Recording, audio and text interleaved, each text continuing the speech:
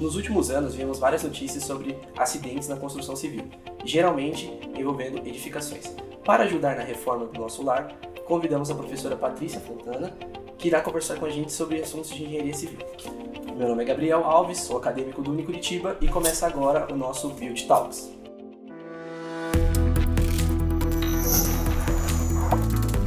Professora, muito obrigado por ter aceito o nosso convite. E para a gente começar a nossa conversa, qual é a primeira coisa que o proprietário do imóvel deve fazer para realizar uma reforma?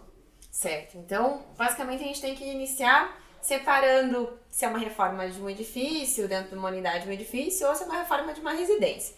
Então vamos focar aqui hoje trabalhando um pouquinho mais com unidades dentro de condomínios, né?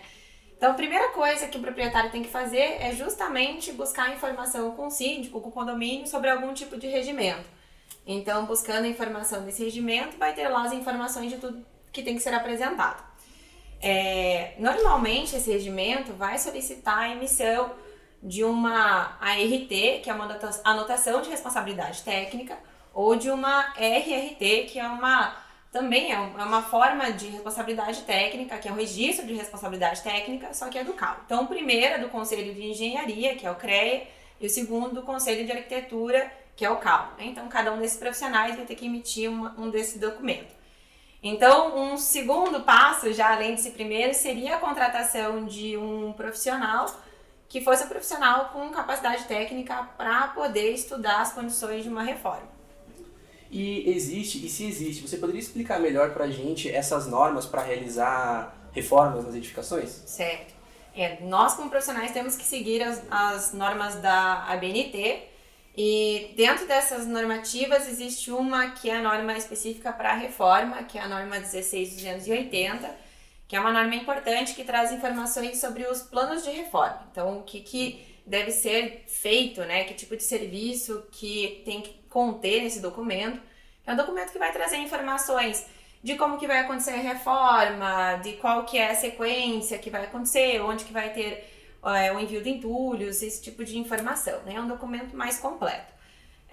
Além disso, uma informação complementar que eu acho que é bem importante, que é falar sobre a questão de edificações que estejam ainda em período de garantia. Situações como essa são um pouquinho mais delicadas e é um documento que, além de ser apresentado para o síndico, tem que ser um documento que vai ser apresentado para a construtora que construiu esse condomínio, né? Essa edificação. Já acompanhei situações em que uma reforma em uma unidade do condomínio fez com que perdesse a garantia do prédio inteiro. Então, isso é uma coisa que tem que cuidar, né? Então, para qualquer alteração realizada no edifício ou no imóvel, precisa ter um plano de reforma ou não?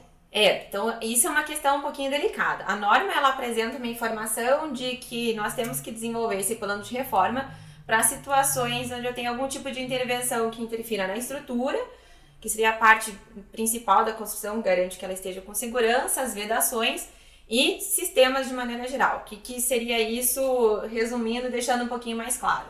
Por exemplo, se eu for fazer a modificação da posição onde eu coloco a máquina de lavar no meu apartamento, e essa modificação signifique uma mudança da posição das tubulações, essa é uma situação que eu estou mudando um sistema, então eu vou precisar fazer um plano de reforma.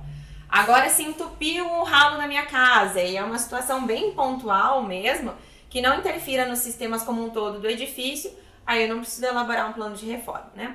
Outro exemplo que é clássico, que é extremamente importante, modificação de paredes. Tirar uma parede, ou adicionar a parede, ou cortar um pedaço, é algo bem importante que normalmente exige um plano de reforma. E a modificação de um piso, por exemplo, que às vezes exige um trabalho imenso e vários profissionais envolvidos ali, você precisa de um plano de reforma? Pode ser que sim, pode ser que não. Então, se for, por exemplo, um carpê, que é um sistema simples, que não vai interferir na minha vedação, não vai interferir na laje em si, que é a estrutura, aí eu não necessariamente preciso fazer a elaboração desse plano de reforma, né? Uma pintura pequena, né? Um pequeno detalhe, ajuste, né? Agora, se for uma situação, por exemplo, que eu tenho um piso cerâmico na minha edificação, no meu prédio, né? No meu apartamento, no caso, na minha unidade, e eu queira substituir esse piso cerâmico por um porcelanato. Quais são as minhas alternativas? Ou eu vou quebrar e colocar um novo piso, que seria esse porcelanato, ou então eu vou fazer um piso sobre piso. Ambas as situações exigem um plano de reforma, né?